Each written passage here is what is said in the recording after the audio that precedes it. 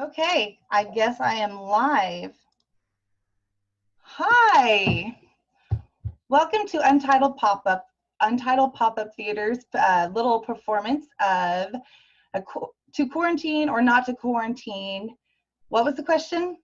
A Night of Original Monologues. I'm Tiphani Currell. I'm the director of Untitled Pop-Up Theater, and I want to welcome you guys to our first ever official live performance. We're super excited about this. For those who don't know, Untitled Pop-Up Theater, this is our third season. We are located in Western Oklahoma. We are a traveling troupe, and we love to perform in weird and different places. We've performed in places like a coffee shop, a doctor's office, an abandoned building. We try to find the space for our play and make it more of an experience. So you guys should check us out if you haven't, like our Facebook page. We also have a website. Check that out also. What we were doing tonight, we decided to, with everything going on in the world, theater and everything is changing. We know that. I mean, my life has changed. I'm sure everybody's life has changed to some point, and it got us thinking. We wanted to kind of know what is going on in your guys' world, and so we had a little writing contest. We asked writers to submit either a monologue or a duologue about the words coronavirus and quarantine.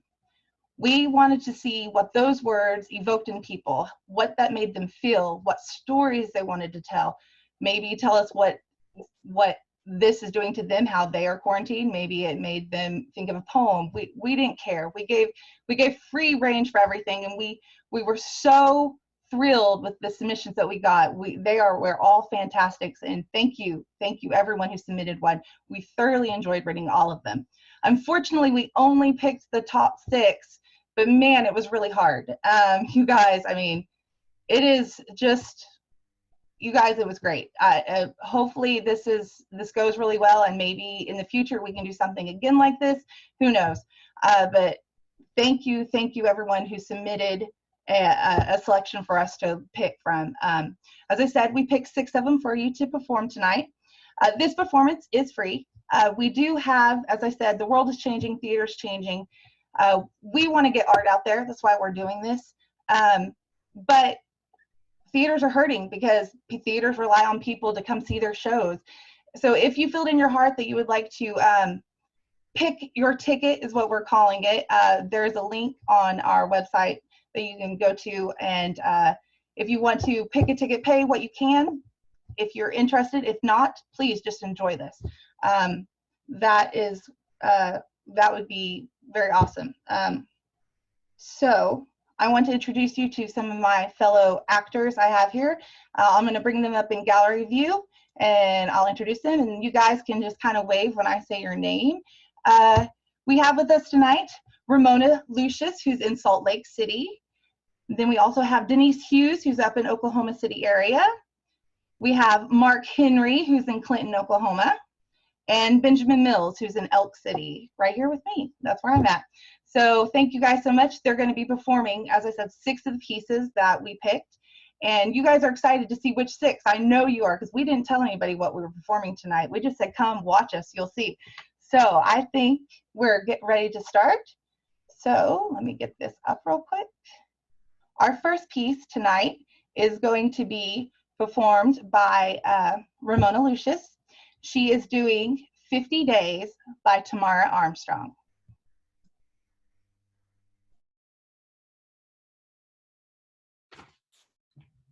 Good morning and welcome to day 50 of my quarantine. 50, can you believe it? I can't. Some of you may know I have not been doing very well. Haven't been sleeping, haven't been working. Mona, hold on real quick. We had a technical issue. It kicked us off of Facebook. Completely. Let me find out where I stopped at, and I'll start over.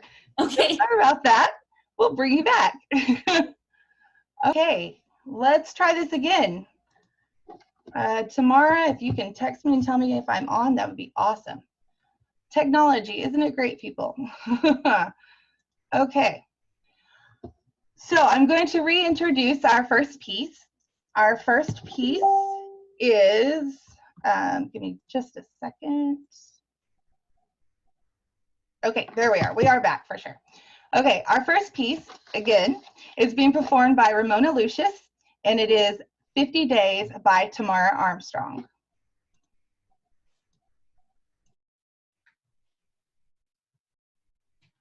Good morning! And welcome to day 50 of my quarantine. Day 50. Can you believe it? I can't. So some of you know that I have not been doing very well. I haven't been sleeping, working, being productive at all, doing much of anything. So this morning, I woke up early and I went to my back patio and I watched the sunrise, and those yogic breaths that sound like birth but are very relaxing to your body and mind, and it's very refreshing. It's very refreshing. And I wonder, why haven't I been doing this all along, right? So then I came back into my home, which is filled to the brim with needy people and smelly animals and dishes and laundry, and your life is just ticking away. I can't.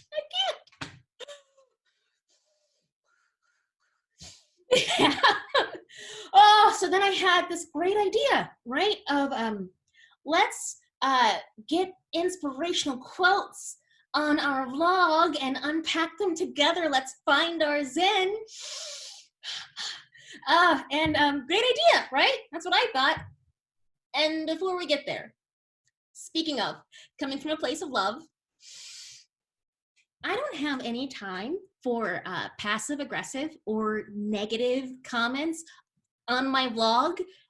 Budhole69, great name. So spread your negativity elsewhere, Karen. Okay, because this here is a space of healing. Oh, it's a space for people to come and heal together and that love each other and find their Zen. Okay, love is a all right. Love is a strong word. Like, we like each other, probably. So back to positivity. Let's get real Oprah in here. Okay. Okay. My kids made this with me. We have been spending a lot of time together. A lot. No regrets. All right. So I went online and I looked up inspirational quotes. I Googled it.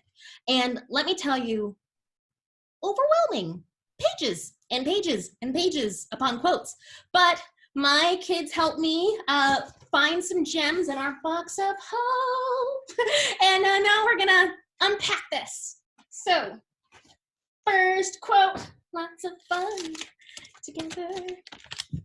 You are too old to set another goal or dream a new dream. This is supposed to, never. My kids are really funny. All right, next quote. Okay, box of hope. Have dreams and goals. Les Brown. Well, that's great. If you like people telling you what to do. You know, I actually feel pretty depressed because I can't go outside and dream my dreams or do my goals. I have a dream of going on vacation alone. That won't happen. I know it won't. Okay, great. Let's feel free to put your dreams and goals in the comments below. I think that my goal, if I'm really being honest, is to stay in this week just like last week. But this week, I'm not going to have a fight with the mailman. I didn't start it, but I finished it. Next quote. Okay, Okay, I got one. Are there some Cheerios in here? Okay, whatever. All right. Happiness is an attitude. We either make ourselves miserable or kids are so much fun.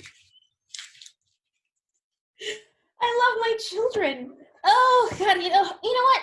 Let's unpack that one. There's something there. There is. Happiness is an attitude. You know, it happens in our mind, right? So you and I, we're gonna do this together right now. We're gonna get real happy. Are you ready? Come on, let's say it. I am happy. I am happy. I am. And there we are. We're happy. Okay. Keep your face to the sunshine so you don't bring... Who wrote this? Helen Keller?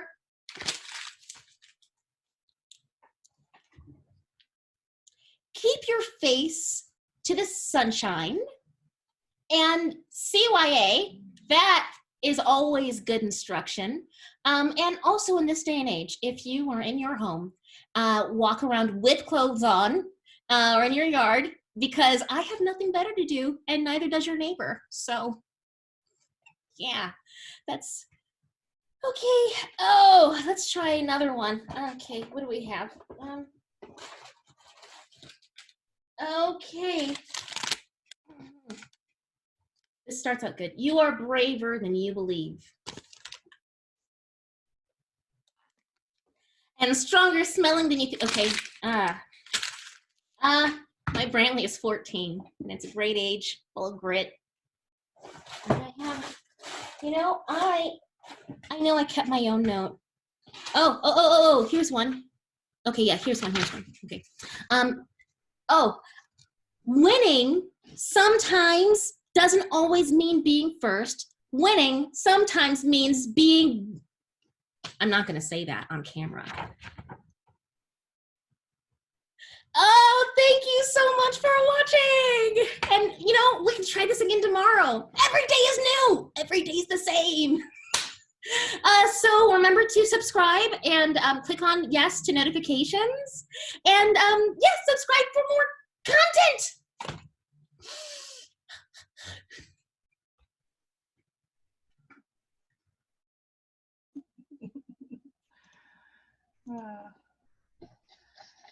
Oh, thank you. Now we have Benjamin Mills, and he will be performing Dialogue in One Part by Kevin Mackey.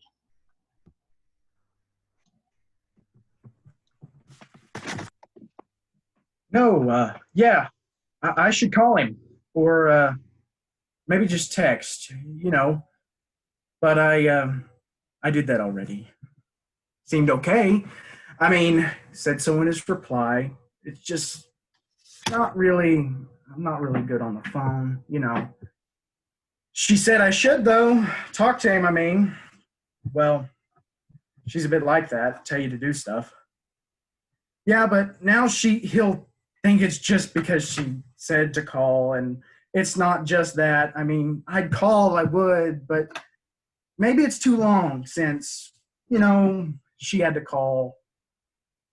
And she'll have told him, right? And now, days later, I get around to calling. That'd be bad. Anyway, what would I say? We're both stuck inside. It's not like there's anything going on. I can't be all like, hey, what you doing? I'm working away, working remote, All right. You aren't. Oh, I mean, I can't talk about that, right? I mean, it's hard enough on him as it is. Like that time he fell off the roof working, broke his leg. Yeah, I mean, I talked with him on the phone then, but couldn't say much. I mean, what can I say? I don't know what to say. I don't know what to say. And all the time we were kids, we were chasing and he fell He broke his front two teeth. Didn't know what to say then. What could I say? Sorry. But it didn't, I didn't cause that. He just fell. Might have happened anyway. I could have been the one who fell. Doesn't matter. Long time ago, his text said he was okay, catching up on Netflix. Doing that myself. Not much else to do. Just me rattling around the place. So yeah, he's okay. It's fine. I'll just text him later. Or I'll do that. Maybe call. Like tomorrow. Yeah. I can call tomorrow. Oh geez, we dropped the damn phone. He's calling me. Damn it. Oh, hey, bro. Yeah, I was just thinking about you. Good to hear from you. So how you doing?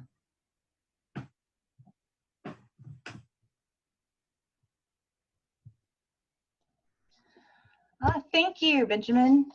Now we are going to have Mark Henry, and he will be performing a piece by James McShane. It rained overnight, but not hard enough to remove the bird shit from my bedroom window.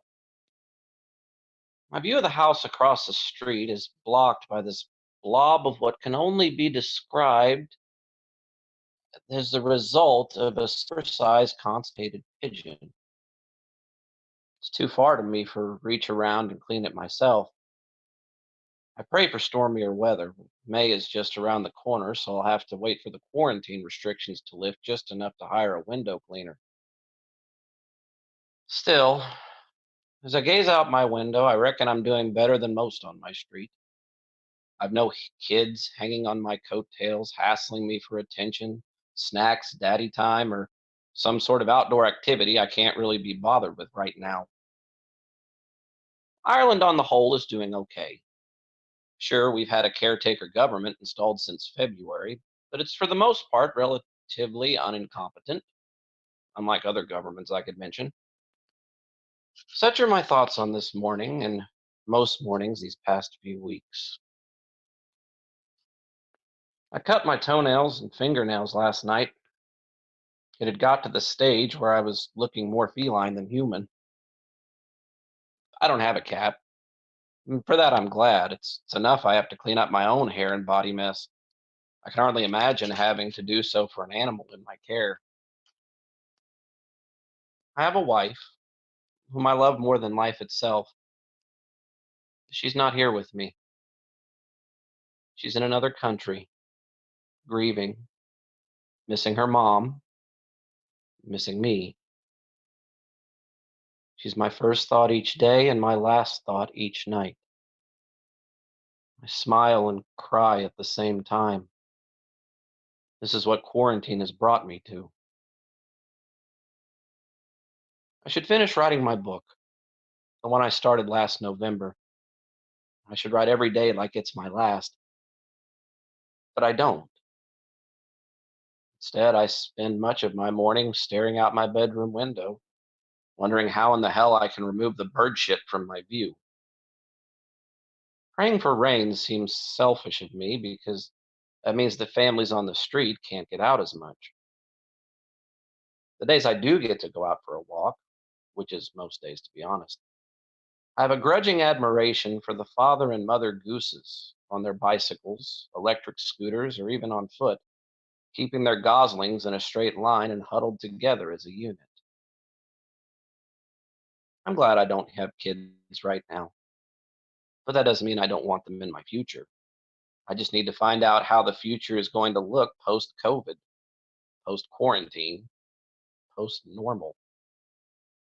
It mightn't be bad, but working out how we're all going to adjust will just take some time, I guess. Still, I have my books, but I'm not rereading The Stand anytime soon. Maybe King's new one, just out recently. I don't know. I'll have to see. I need a window cleaner almost as bad as I need a haircut. Brave as I was to tackle my toenails, I don't think I have the guts to run a razor up and down my scalp. I could do untold damage to my self-esteem as well as my good looks. My wife calls me handsome. I take her word on that. I wait for her to WhatsApp me. This is our lifeline right now. We're a unique couple, she and I.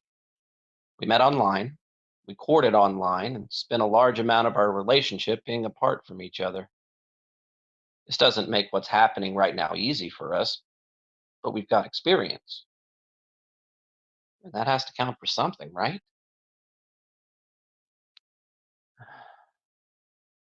My coffee mug is empty. I'll have to refill it soon. Then I'll think about dinner. Maybe another episode of Foyle's War in the afternoon. This has been my routine for weeks now. It's comforting, I suppose. I always let my wife know what episode I'm on. She's seen them all. And we talk as I watch and comment. Like I said, comforting. I'm alone, but not lonely. Lonesome is the word I would use. My wife is grieving. I'm grieving.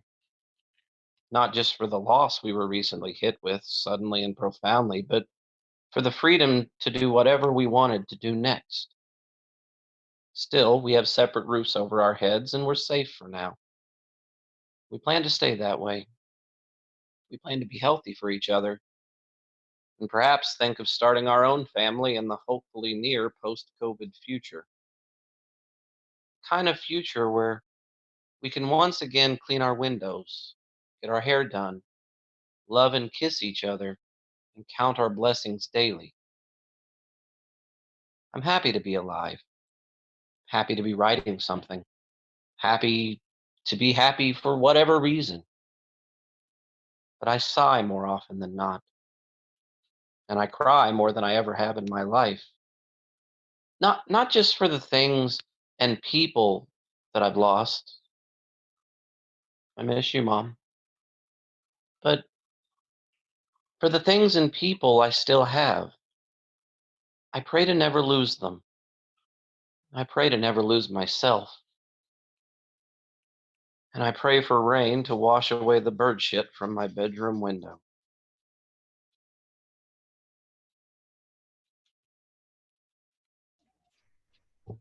Thank you, Mark.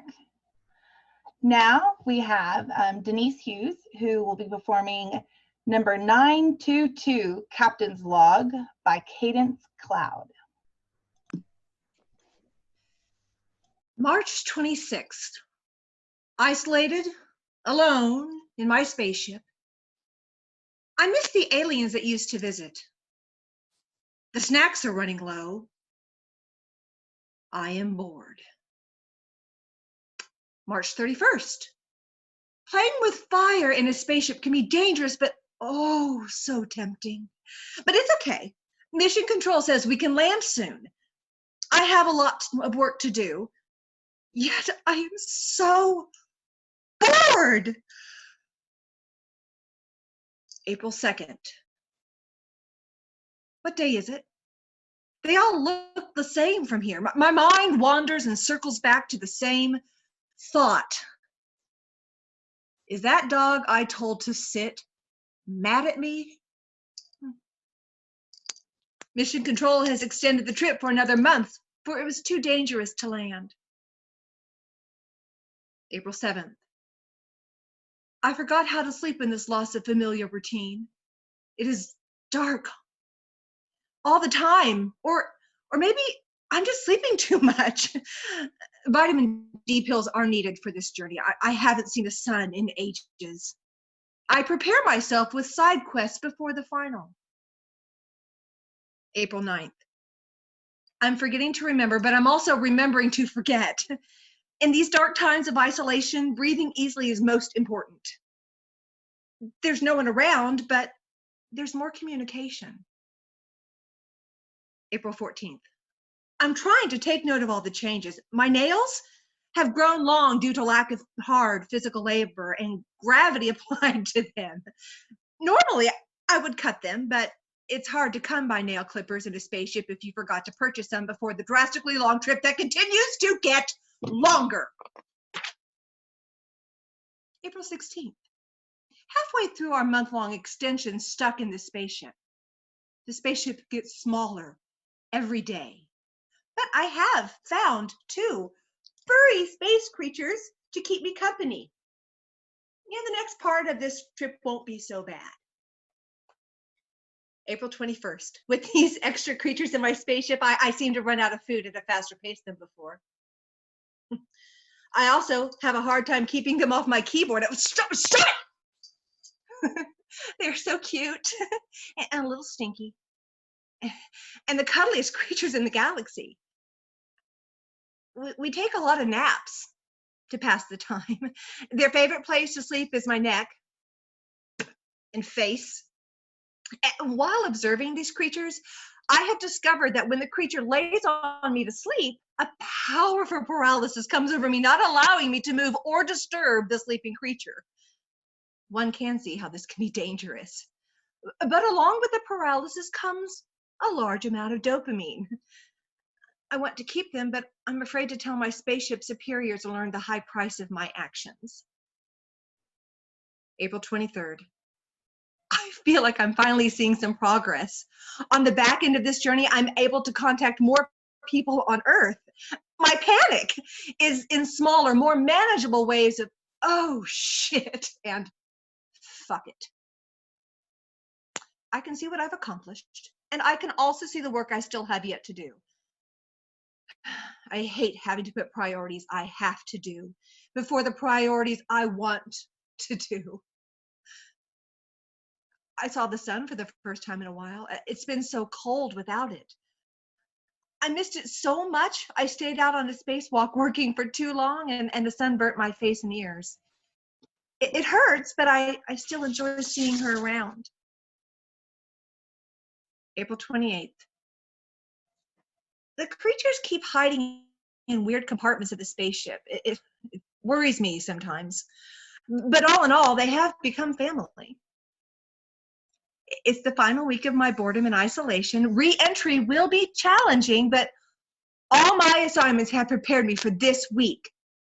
So even though I know I'm capable, I just wish I could skip this part. I haven't kept up with what's been going on Earth because when I finally get done with all my work and I get to sit down and turn on the TV to soak in all the stories about how I'm their hero and the world will put me in all their history books, I want it to be a surprise.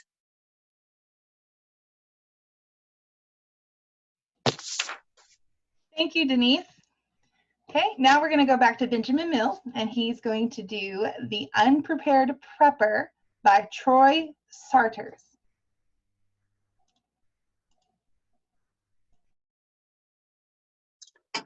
"2020, the year that we've all been waiting for, right? Yeah, right. The year we said we could all see perfectly. You know, 2020 vision. Then global pandemic hits. The frickin' Mexican beer virus. Somebody called it the Chinese virus, but I know where Corona comes from. That's why I'm a bud man. The thing is, I did my research a long time ago. You know, I was prepped. I've watched all the Mad Max movies, all the Terminators, Zombieland, and Zombieland Double Tap. Important. Not to mention all the others. I'm just saying, I was ready for the apocalypse. Zombies, machines, aliens, you name it. I am set. Apocalypse, here I come. I bought ammo, water purification tablets, Army MRE rations, and a whole room full of Twinkies. And I even bought myself a flamethrower. I dug a bunker and I stocked it. I built a huge tower because usually zombies can't climb. Usually. I got my studded leather chaps, ripped the sleeves out of all my shirts. I was ready for the apocalypse. Then they tell us we ain't supposed to leave our house. What? Even if you have a 4-wheel drive lift kit? Really? Well, where's the fun in wearing my Fury Road outfit indoors? But then I heard if you go outside, you got to wear a mask and gloves. Well, all right. Then I saw they were talking about one of them stupid-looking N95 masks. One like my germaphobe neighbor wears when he's mowing. You got to be kidding me. Well, screw that. I'm going full gas mask. That's right. Surgical gloves. I'm not checking anybody's prostate. What the heck I need that for? Now, when I heard gloves, I was hoping for fingerless mesh weightlifting gloves. Come on, some freaking apocalypse stuff. This is not the apocalypse that I voted for. None of the movies ever made a big deal out of freaking toilet paper. Now here I am stuck ripping pages out of these useless yellow pages that they leave by my mailbox. There is one thing. I ain't whining about not being able to get a hairdresser. I learned to cut my own hair years ago. Don't you like it? Ain't it pretty? I've been working on this for a long time.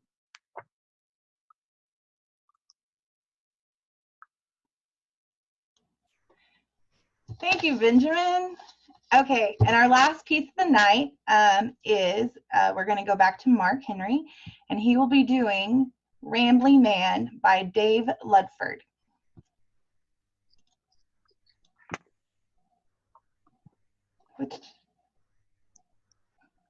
Mark, you're muted. Unmute. There we go. Is that better? Okay. Yes. I've been doing a lot of rambling recently. What with this coronavirus lockdown, you know. By which I don't mean long walks in the countryside, God forbid. Although you are allowed out for exercise, but I'm too afraid to leave the flat. My anxiety grips my chest and squeezes so hard I can't breathe.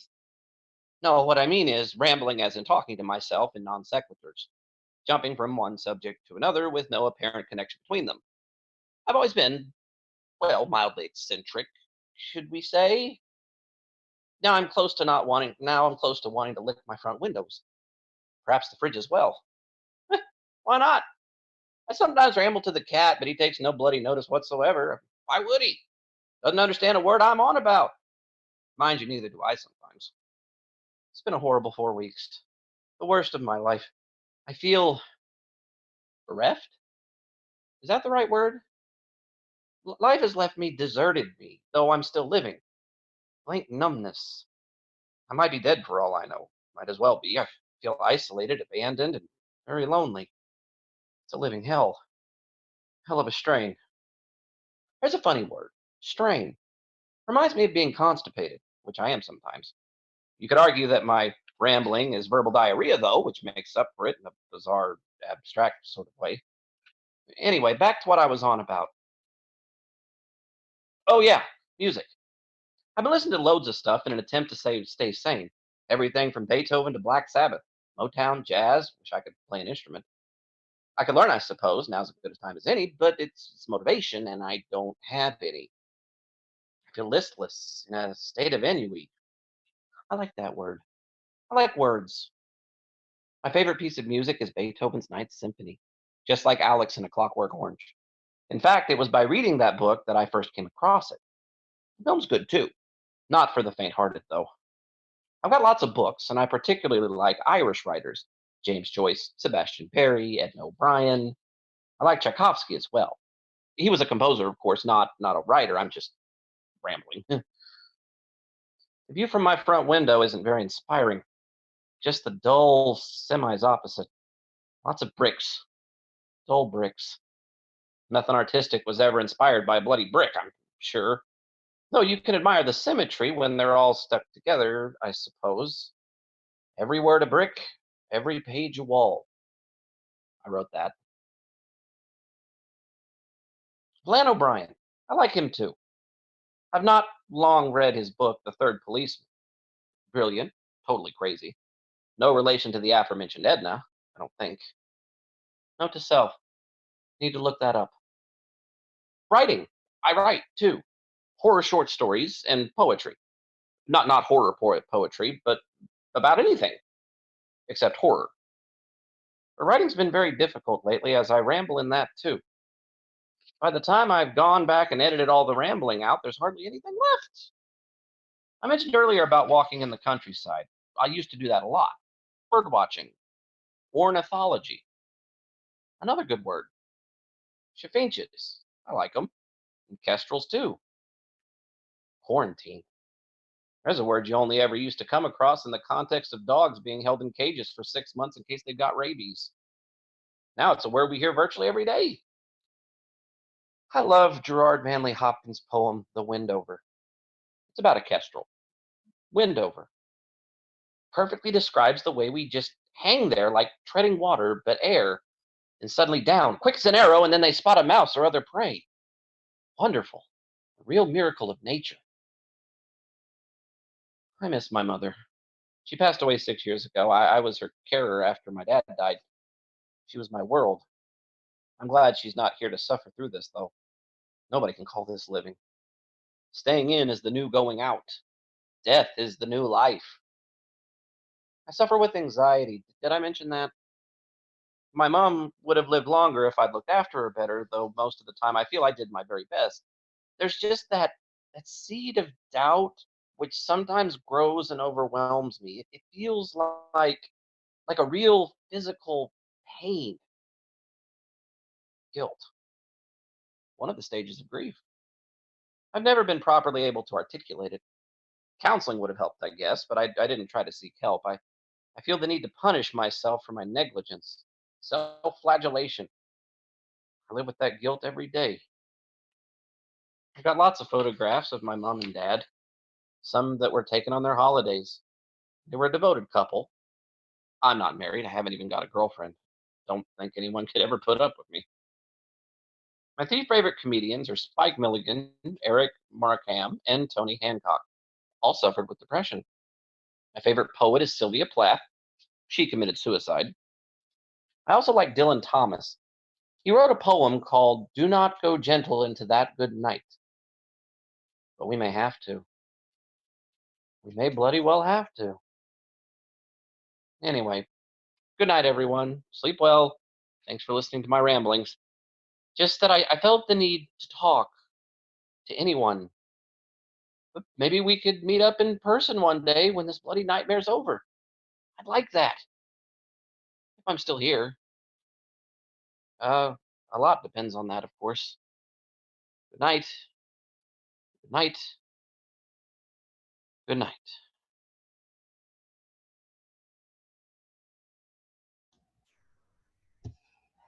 Thank you, Mark. So that actually is the last monologue we were doing tonight. I want to say thank you to all my actors, Mark, Benjamin, Mona, and Denise. Thank you guys for coming on and doing this with us. And I want to say thank you to all your writers out there. We couldn't have done it without you guys. Thank you for everybody who's watching us. We know we've had some technical issues. We're going to blame it on Facebook or whatever, but this is our first attempt at doing Zoom to Facebook, so we're learning too, just like everybody in the art world right now is trying to learn how to do new things, a different style of theater.